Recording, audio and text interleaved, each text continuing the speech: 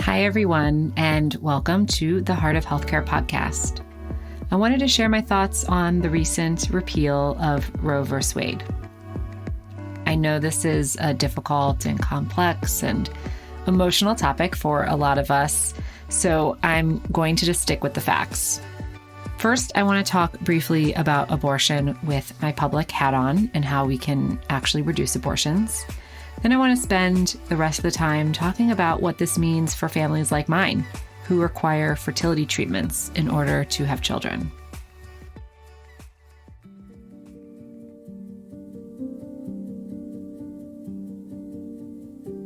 So let's start with the most direct and intentional impact the repeal of Roe v. Wade means for our country.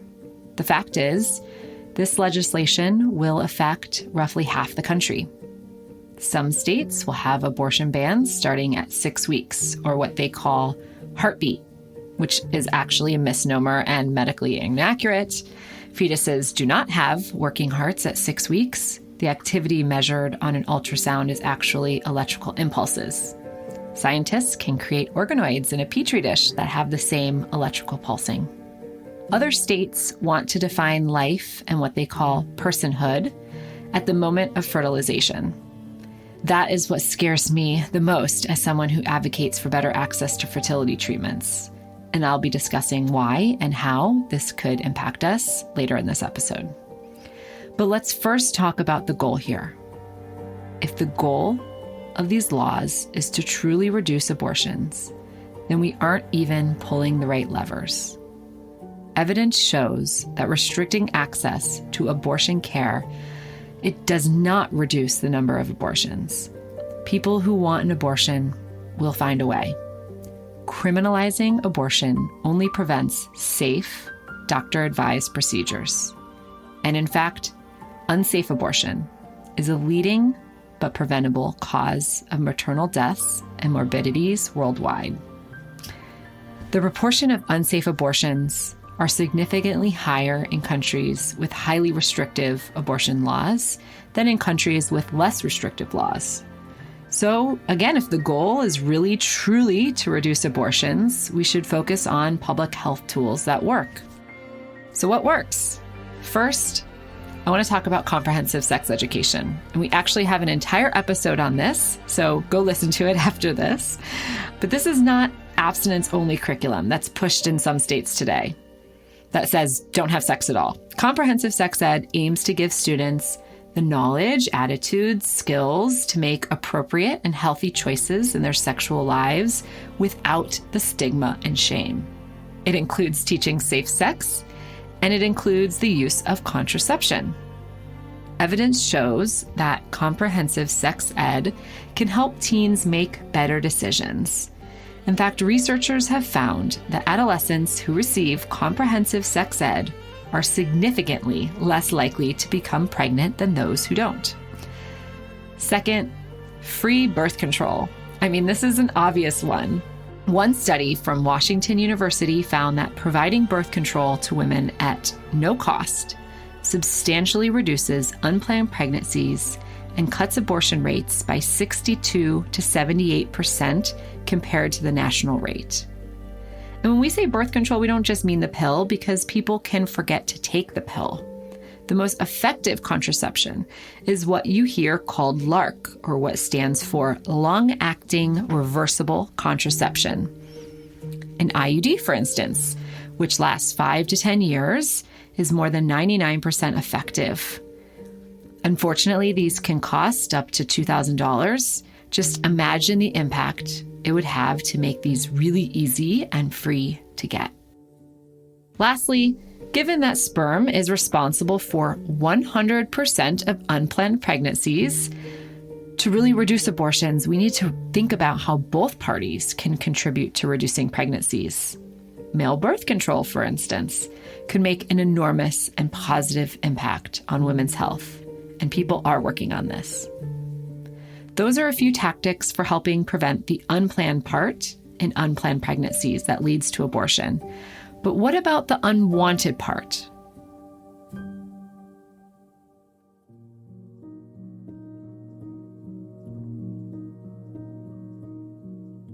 it is of no surprise that there are unwanted pregnancies in this country.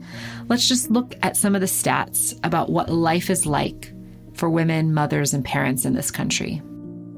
1 out of every 6 American women have been the victim of an attempted or completed rape.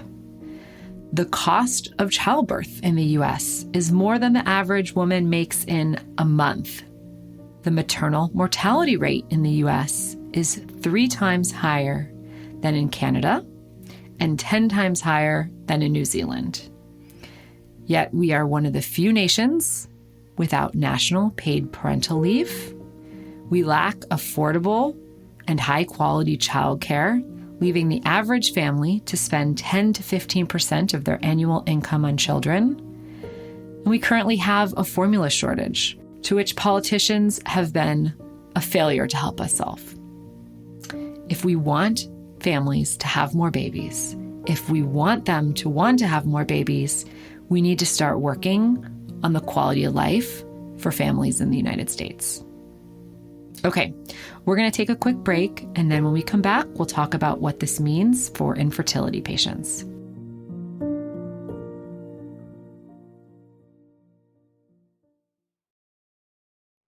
Has your chronic illness made it difficult to continue working in the traditional way?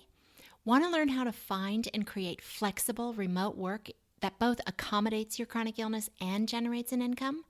Join the Patients Getting Paid membership, a community of chronicpreneurs where people just like you find workshops and trainings, weekly updated condition-specific gigs, twice monthly coaching calls, co-workings, accountability, and the kindest community to support you on your path to make money while working from anywhere and taking good care of yourself. Learn more or join us at patientsgettingpaid.com.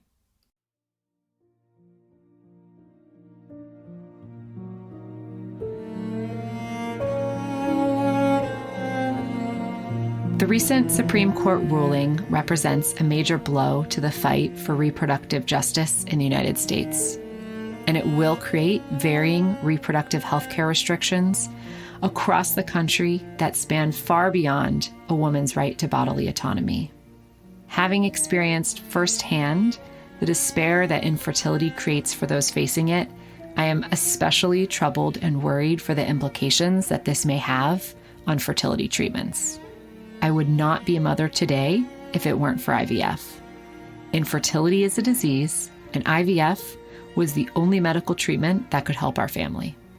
But there are pro-life groups in the U.S. who are against fertility treatments. Take, for example, the Catholic Church, a religion of which 7 of our 9 Supreme Court justices were raised or currently practice. The Catholic Church opposes IVF because it removes conception from the marital act. Trust me, getting pregnant through the marital act is way more fun than IVF, and I guarantee that no one would opt for it if they were able to have a child using a substantially easier and ultimately free manner. Over the years, there have been over 100 personhood bills that have been proposed to give rights, full human legal status, to fertilized eggs. Until now, these personhood bills were clearly unconstitutional under Roe v. Wade. But unfortunately, now that Roe has been overturned, states can give legal status to fertilized eggs. So what does this mean for infertility patients? No one knows exactly how this will play out, but if fertilized eggs are considered full humans under the law, then anything that puts those cells at risk could be a criminal violation for the fertility doctors, for the embryologists, and the families. There are a ton of questions that remain unanswered, especially for the clinics operating in states that now define life at the moment of fertilization. For example, here's a question I have. Will families be able to make more than one embryo at a time? If discarding a fertilized egg is a crime, then what do families do with the extra embryos? Do they have to just pay over $1,000 a year to keep them frozen forever? What if it's not even compatible with life? will the patients be required to transfer it anyways?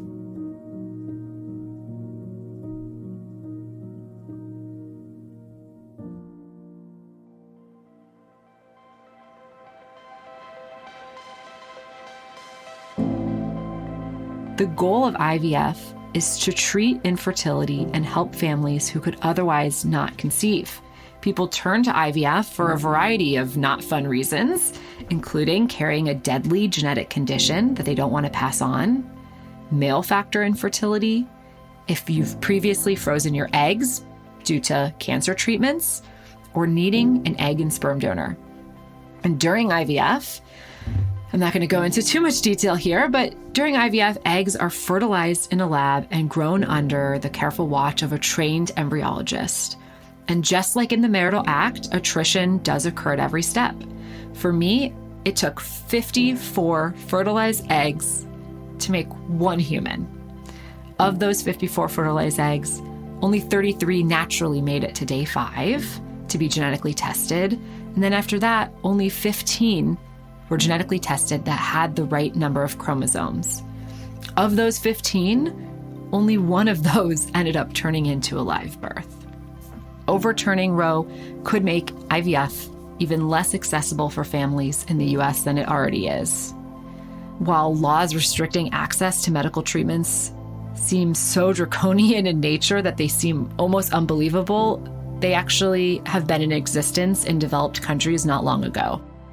So my most recent example is Italy.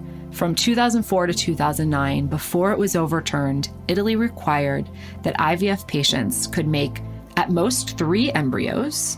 They could not be tested for genetic abnormalities, and all of the embryos created had to be transferred to the uterus simultaneously. Not only did this decrease the efficiency and likelihood of pregnancy, each cycle had 15% lower chance of pregnancy during the ban, but also transferring multiple embryos puts the patient's life at risk. So we're basically looking at this case where for 5 years, IVF was less effective, more expensive, and put women's life at risk. Sadly, IVF in the United States is already out of reach for so many. In fact, an estimated 18 million women of reproductive age live in locations without access to a fertility clinic. And I worry that the extra legal risk for clinics in certain states will create an even bigger gulf of access, preventing families from being able to obtain life-changing assisted reproductive technologies to treat their medical condition, which is infertility. As I said, I'm a mom today thanks to IVF and also thanks to the work of organizations like Resolve that fight tirelessly to protect family building for all. In April, I was honored to join the board of Resolve, and today I announced a matching campaign to help fund this work. For every $1 that you donate to Resolve, I will match. Your tax-deductible donation will go directly to our efforts protecting your right to build a family. With the repeal of Roe v. Wade, this work is more important than ever. State lawmakers now have an open door to introduce far-reaching legislation that creates barriers for people to access medical procedures like IVF. We will not back down. We will fight every bill, ballot initiative, or regulation that threatens access building for families. You can find the link to donate at heartofhealthcarepodcast.com. Thank you.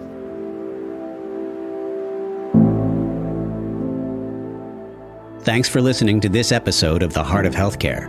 If you like the show, be sure to subscribe, leave a review on Apple Podcasts, follow us on social, and tell all your friends to listen. The Heart of Healthcare is a product of OffScrip Health. We are a healthcare engagement company built for patients and caregivers by patients and caregivers.